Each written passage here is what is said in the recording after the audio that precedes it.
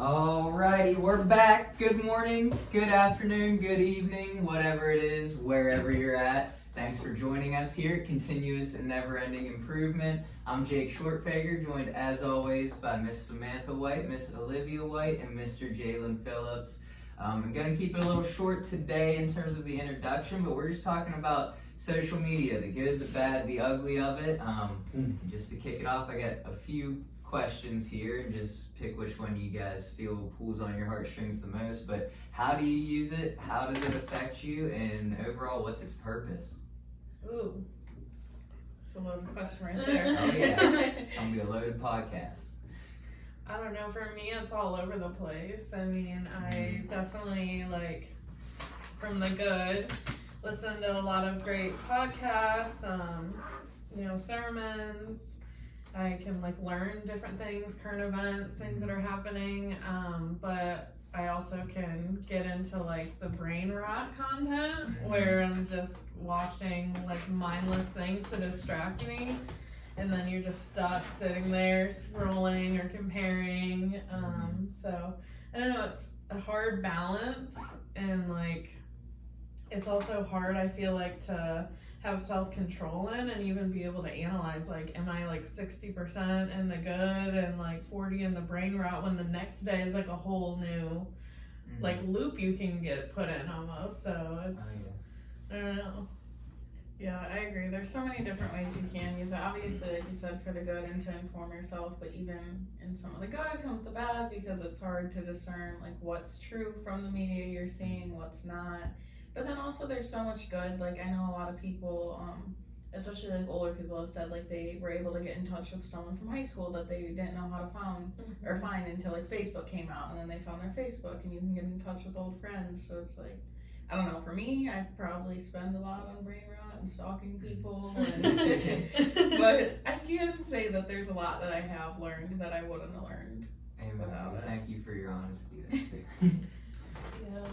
Sorry, just one last thing on that. To that point too, I think it can help people not feel alone. There's a family on TikTok where the grandfather is having Alzheimer's, and they're taking care of him, and they kind of showcase the dynamic and the difficulties, but also the moments you can find joy and laugh in it.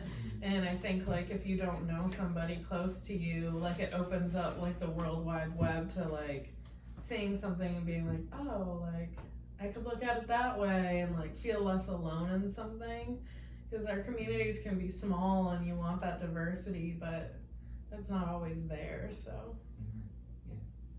What were you gonna say, Mr. Phillips? Yeah, the question was social media and how we use it. Yeah, how do you use it? How does it affect you? Just what's its overall purpose? So for me, its overall purpose is a platform. Obviously, social media platforms, I guess, but what I'm getting at is how do I use it? I see it all as a science, honestly, and I see it as a platform that essentially, we stand on platforms, but a platform to benefit from.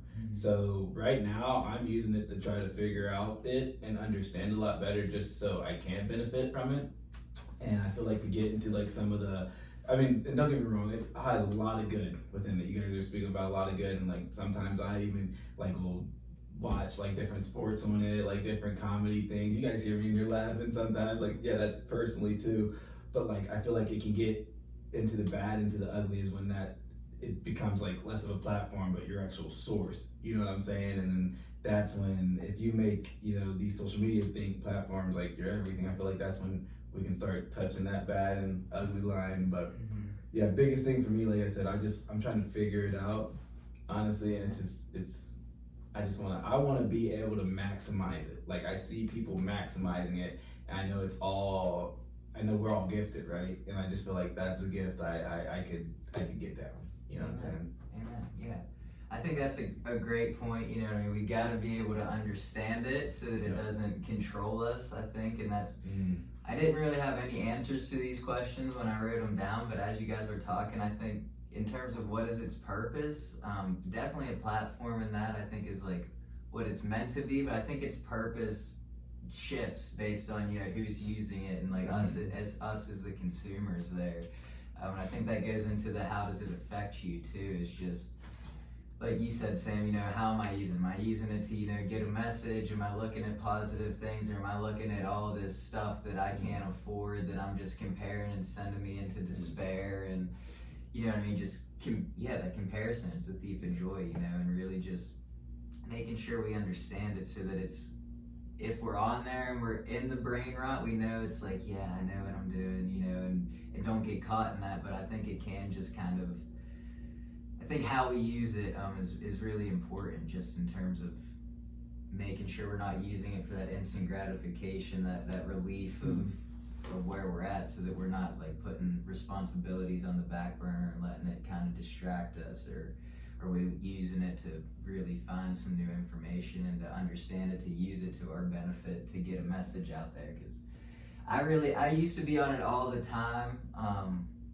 All the time, just scrolling, and now I kind of get annoyed when I get sent like videos and stuff, if it's just something that's like, oh look, this is funny. I was like, it's funny to you, like how do you know it's gonna be funny to me, and now I'm watching a video, stuff like that. But definitely like anything Christian, I like watching that, just because I like seeing what the views are, you know what I mean? And I feel like even if it doesn't resonate, there's a positive impact there. We talked a little bit about righteous influencers, and just really using it in terms of it being our platform, just making sure that we are using it to speak life, to be positive, and not to just like, I need views so that I feel good about myself, and that was one thing where I got caught up before, when I was in addiction and that, and just doing the music. I was like, if people didn't agree with it, I felt like it was just a failure, rather than just like, I want to share this with people, and having that, and then to where even if it reaches one person and that's all it reaches, if it makes an impact, like that's a win, I mean? To where it's like, well, I need 100,000 views for it to get whatever it is, for it to get monetized and make money. It's like, is that what it's about? It's about sharing the positivity, and things like that. But yeah, I think that's my opening rant on it. But so it's so true, and like it's just more for me, like wealth is built genuinely from the inside out, because if you're doing it to chase wealth, that's what you're seeking, what I'm saying? And like if you don't get it, the world's ending and you're not nothing, you don't, what I'm saying? But like if like, forgive my language, but I'm the poop, what I'm saying? No, I'm just kidding, I'm not gonna say it, but if essentially know where you come from, it just, then you get to express yourself, what I'm saying? And it's just so important to know yourself. And I think you said it in something, just like, as long as you understand like it and why you're using it, it's an asset, what I'm saying? But once you start to like not fully understand it, we become masters of what we, well, that's not what I'm trying to say, but like, all I'm getting at is like, once you not understand it, that's when it becomes like bad, essentially. But yeah, I think it's really cool, like over time personally, to see how like it has changed and developed, because at least like being a girl, like growing up, like there's a lot of like girl influencers you watch, like Nikki and Gabby, or like Bethany Moda. I don't know if you ever heard of them, but like back like 2016, they used to make these like unrealistic like day in the life, and I feel like now like influencers have become so much more realistic, and there's like, here's a realistic like me taking care of my kids, or like me getting ready, and it kind of like speaks to you a little more, because I think for a while it almost created this toxic mindset of like, oh my gosh, I need to be up at 5 a.m. and do my hair and makeup and buy all these things. And I think people have gotten a lot more real with it, which has been nice to see. yeah, that's huge. And that's a good point too, because growing up day to day, Wiz's day to days were huge. The vlogs that people were doing and all that stuff, loved them. You just wanted to. But again, it was a part of like wanting to live vicariously through that person, rather than like really doing what God has planned for me today. It's like, let me feel a piece of what they're feeling, rather than like He's got something for us too. You know what I mean? And yeah, it's big. I was a big MTV Cribs guy, so like I always, classic, isn't it? But like I always, and like it's funny because like not when I didn't know myself, I thought I knew myself, but like I always thought what was on MTV Cribs was what's gonna be in my crib, you know what I'm saying? Like I'm gonna have the sweet refrigerator, crazy to start with that, right? No, I'm kidding, but no, it's just, it's crazy how much, you hit the nail on the head, social media really has changed from then to now, Yeah, I feel like I mean, obviously there's still parts of it that are very flashy, but like now I feel like there is people that are being more honest, whether Yeah. that be about like mental health or like Mhm. even Yeah. houses. There's people that are like, watch me DIY the outside of my house, or Yeah. like they're just showing you like more real life instead of showy stuff.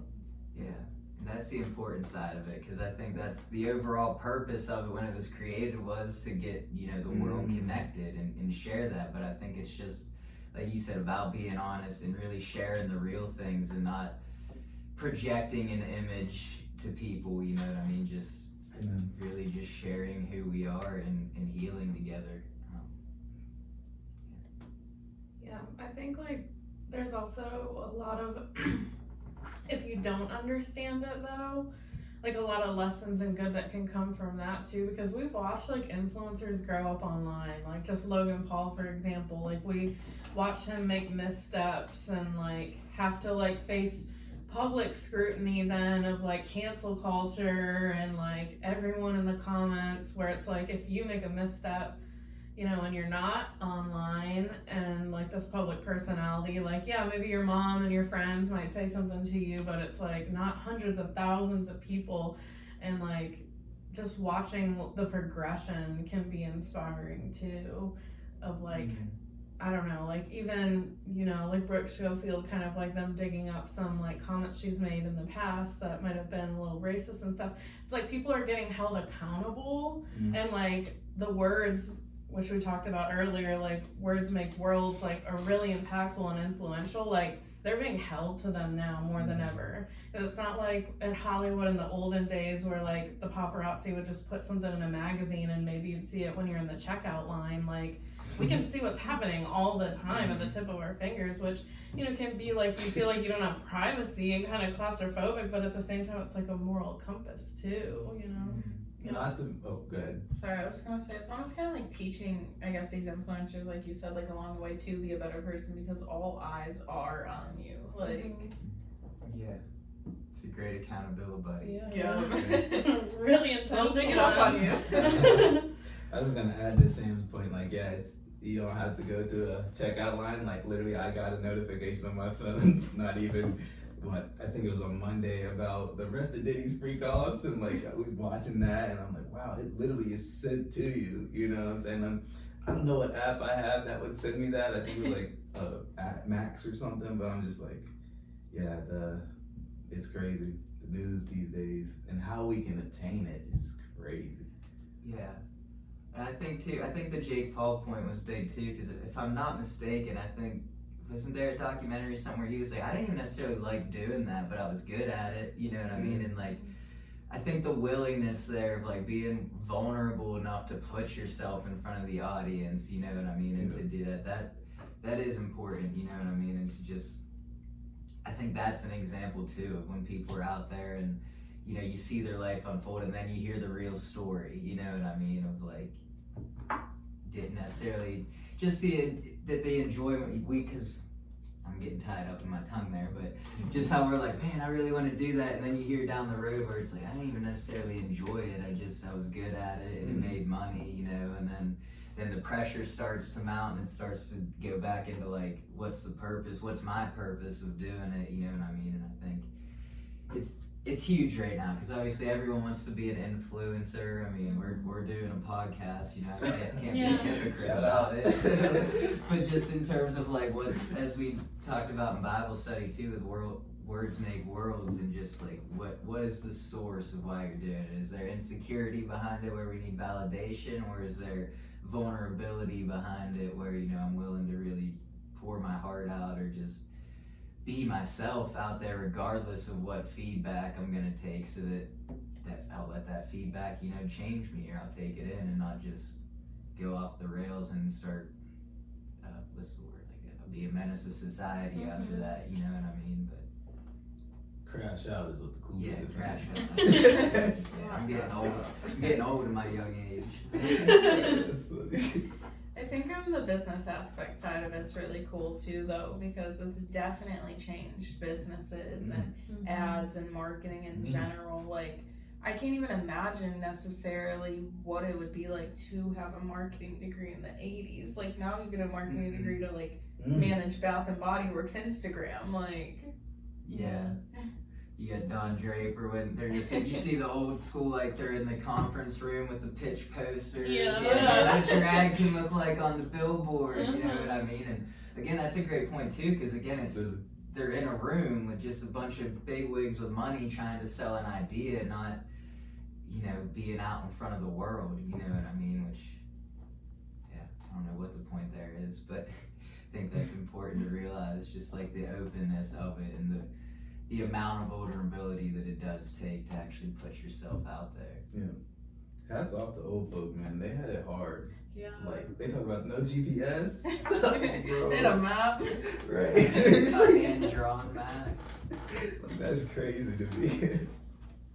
I'm curious for you guys, like how you moderate or limit your consumption of content, because Great question. like I think about even when I was in high school, like Netflix wasn't even a thing, so I couldn't like find, like if I turned on the TV, there's a couple channels I really liked, flip to those channels and there was nothing on I wanted to watch, like that was it. Like I would just turn off the TV and go for a walk or call a friend, and it's like because you can sit on the couch when you come home and scroll through a million shows and pick one that looks really good, and then when it's over, sit and scroll on this. Like we're not getting outside or having a conversation or doing things as much.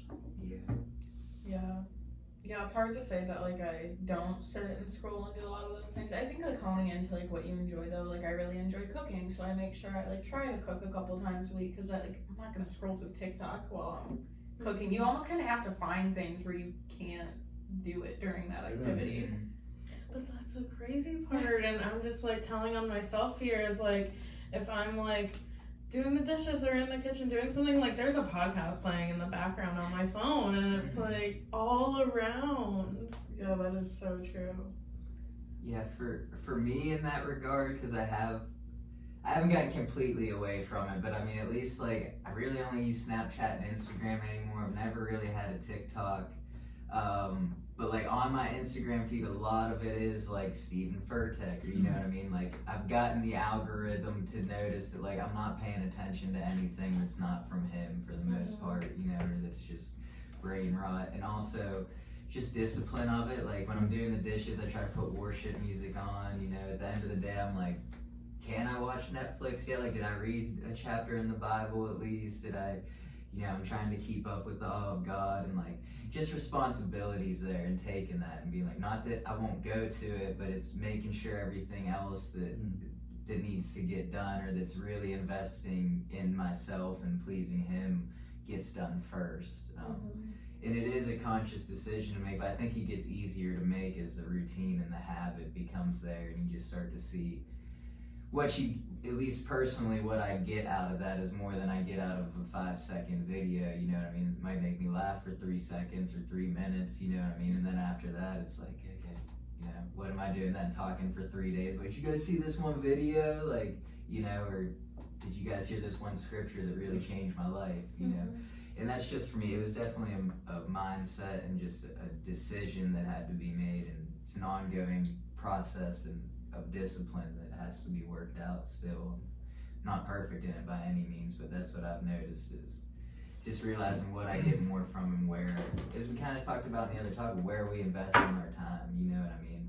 I don't think it's bad to have a podcast on in the background if it's something like, yeah, this is good, I really need to listen to this, but I think you have to be the judge for yourself of, am I doing it right now? Like, am I just putting that on to distract me from the dishes? Because, maybe I just need to do the dishes in the quiet and just let that, be alone with my thoughts or something, I think that's a big point too, is just how often are we sitting with our own thoughts, and working through those, or are we using it to just distract us from what's in our own brains? I think you hit the nail on the head, and it's a hard decision, what I'm saying? And like, that's the only thing I can say I do is like, on the discipline thing, like, it's crazy, right? So it's the instant gratification and the just fulfillment, the long-term fulfillment, and like there's seasons and like different things for everything, but at the end of the day, the points and like the main, like you're instantly gratified or it's gonna take you some work to get fulfilled, it's all like there, you know what I'm saying? And I say that to say, like, that's my time thing is like, I just have routines and I know like, you know, I decided that I'm gonna have these routines no matter what. And like, that's sort of what keeps me from overdoing like the endless mind bogging. Is that what they say? Mind scrolling, mind numbing out. Brain rotten, that's it, brain rotten. But like just the you know, that's it too. Brain rot.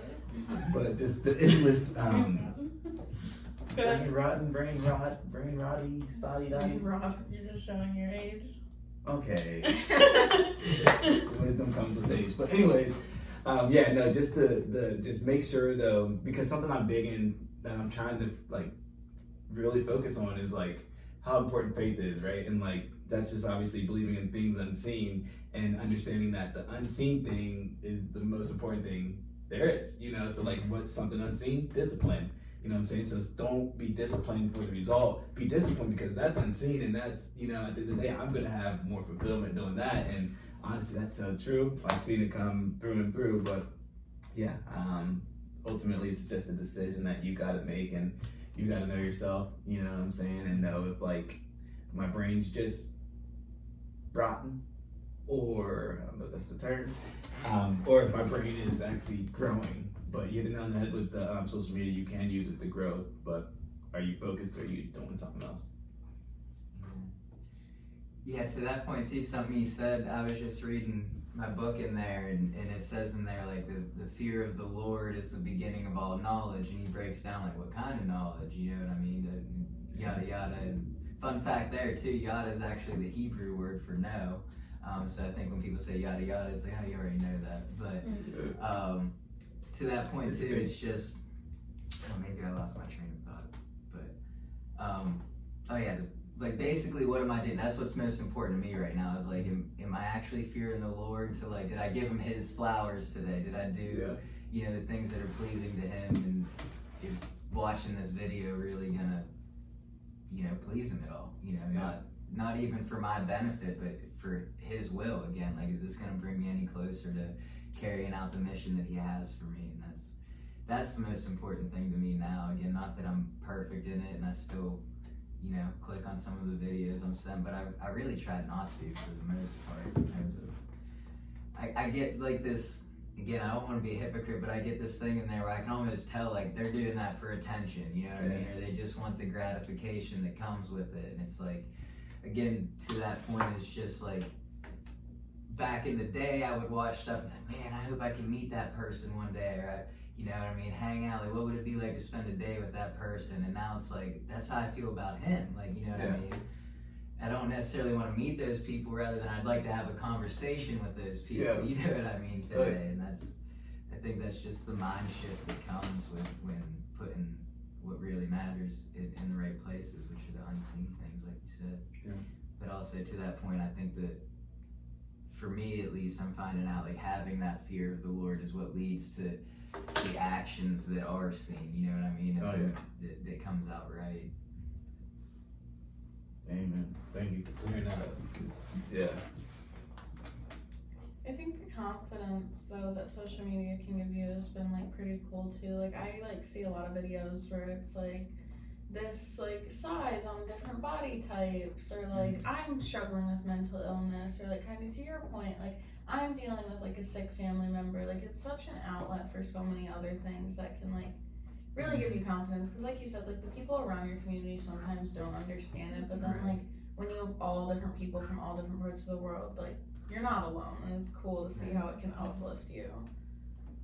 Yeah, that's a great point, because it is, loneliness is detrimental, and that's, again, I think the big purpose of, at least the initial purpose of it, was to connect people and let them know they're not alone, and that's good, you know what I mean, to be able to reach out to people who understand, and that you can connect with there. But yeah, the confidence we get from the Lord's unmatched. Hey, bro, I was about to say something about the Bible, and I was like, it was just funny you said it and took it, because the thought wasn't fully there.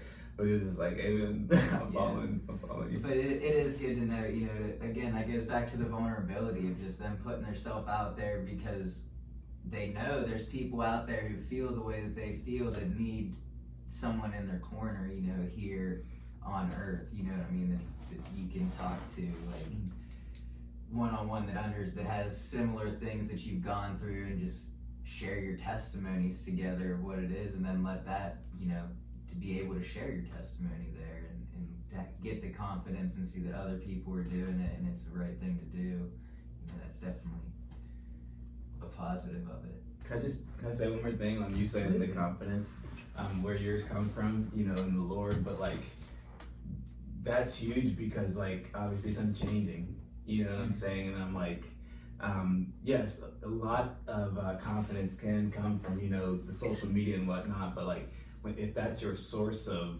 confidence, with that just being so volatile, that you ain't gonna make it far, you know what I'm saying? And honestly, you don't need me to tell you that. We've seen it happen time and time, but like, you hit the nail on the head earlier when you were saying, like, and just understanding truly what it truly means to have that, you know, that reverent fear of God, and like just building on that. Not to get off topic, but yeah, just you struck a chord when you was talking over there, homie.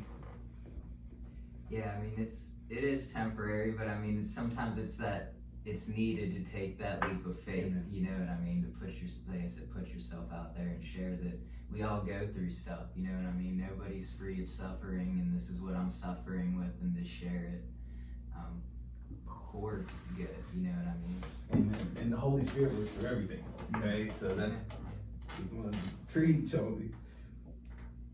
This is so off topic, but the medical side of the internet is so toxic. Like, I need them to remove that from social media, because I'll be scrolling and it's like, your cortisol levels are high, and I'm like, I need to go to the doctor, like. Yeah. Every other thing is something about your cortisol. I'm like, I need supplements, what's going on?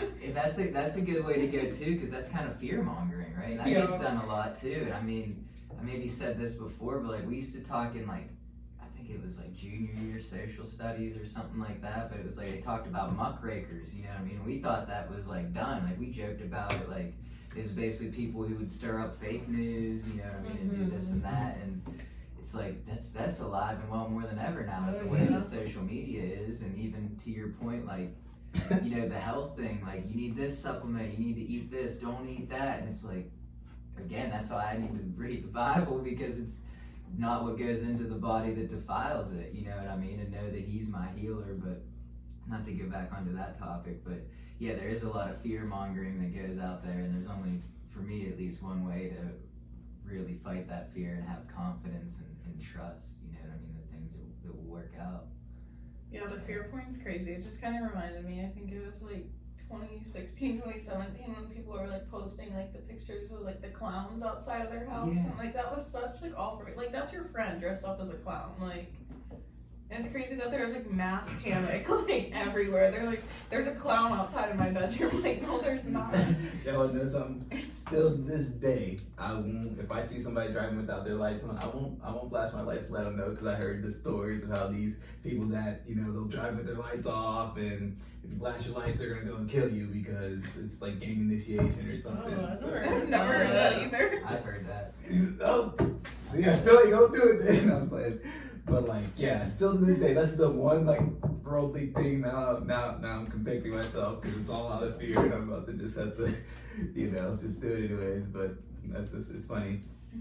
Yeah, I mean, it's everywhere, because that's, again, just one of the negative sides of social media, where someone is projecting their fear out there, Yeah. where it's like, if there's something that needs to be out there, yeah, that's good, but if it's like, I think we really just need to search our own souls, like, is this just something I'm afraid of, or Yeah. is this like really a what's the word, like a crisis in the world that needs to be like talked about, you know what I mean, needs to be spread. Hey, words make us. We just heard that. That's crazy. And I think it too, I mean, just to that point, I think projecting that fear only lets it like grow in us more, you know what I mean, rather than battling it like now, you know, where it is.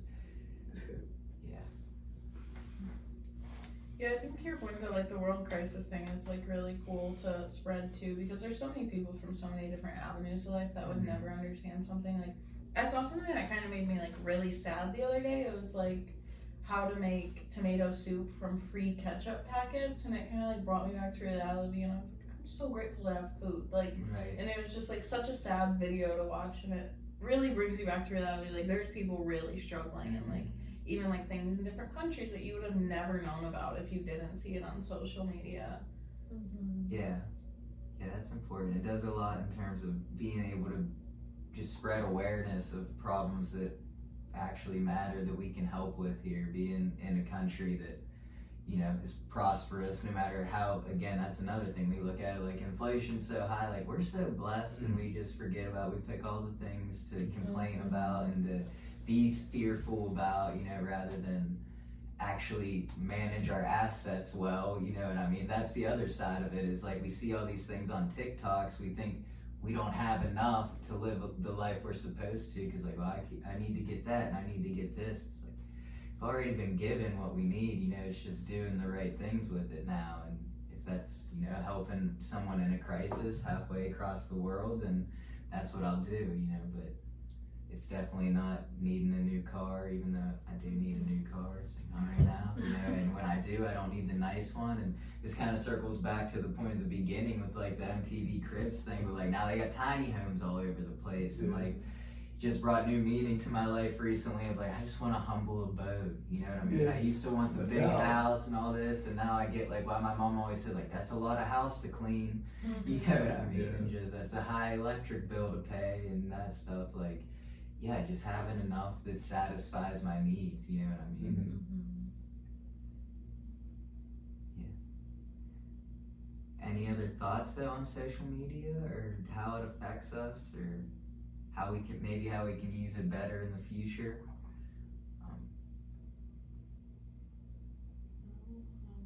Nothing off the top of my head. I just think like all in all, it gives us like another way too to have different perspectives and point of view, so we can be more empathetic too, which I think is important.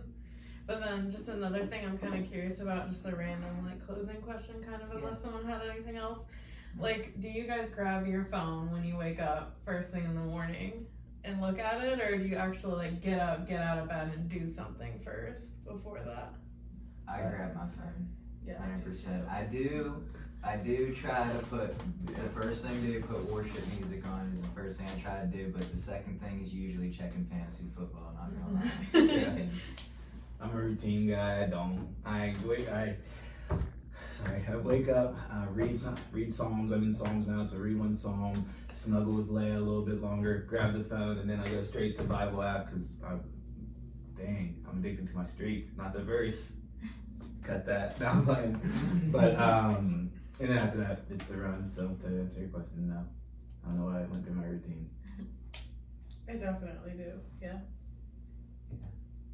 Not for long, I'm like, I need to get out of bed, but I definitely like allocate like 5 to 10 minutes just to sit there for a second, which probably isn't good, but how bad not really is perfect. it?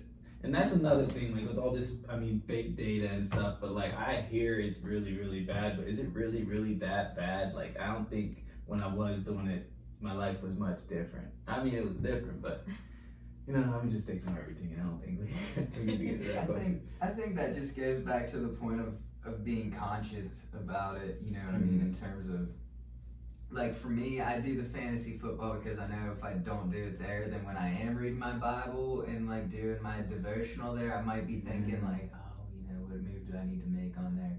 So I put my worship music on and try to just get it out of the way, you know what I mean, like before I'm actually up. That's good. So there's like, again, it goes to the purpose of just like, okay, I know I'm not going to spend that much time on it, but like, I'm not up yet, let me put this song on and go through that real quick, and then I kind of get into my routine there. But to that point, if I was still getting on like Instagram and that, I'd probably spend way more time than I needed to on it, and it would be a lot more detrimental. Yeah. But there's only so long I can spend on the ESPN fantasy app and looking at who's available. And So I have a limit. I try to keep all my followers under 30, just so I don't, see too much. I do that on purpose, just to be. Yeah, that's it. Yeah. Don't follow me.